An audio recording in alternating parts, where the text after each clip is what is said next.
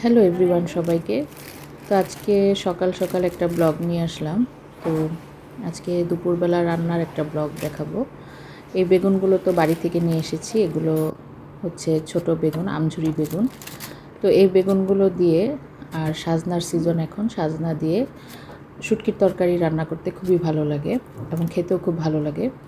তো আজকে এই বেগুনগুলো দিয়ে আর সাজনা আলু দিয়ে শুটকির তরকারি করব। তো এই বেগুনগুলো আসলে কিছু কিছু পোকাও আছে, তো দেখে দেখে খালাকে দিয়ে কাটাচ্ছি।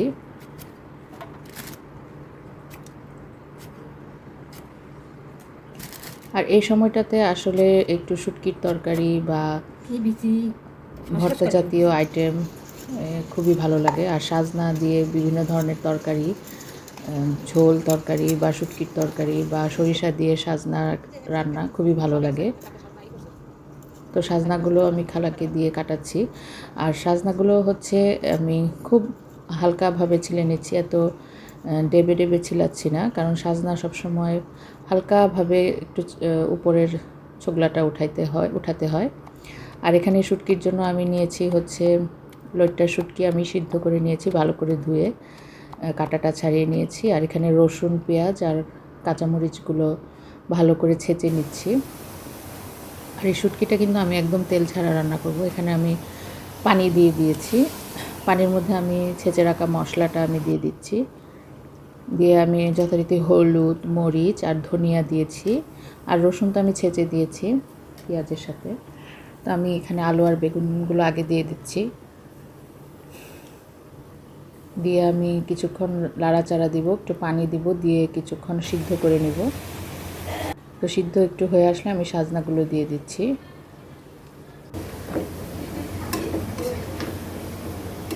সাজনাগুলো দিয়ে লাড়াচাড়া দিয়ে আমি ঢেকে রাখবো কিছুক্ষণ, যেন সবগুলো তরকারি ভালোভাবে সিদ্ধ হয়।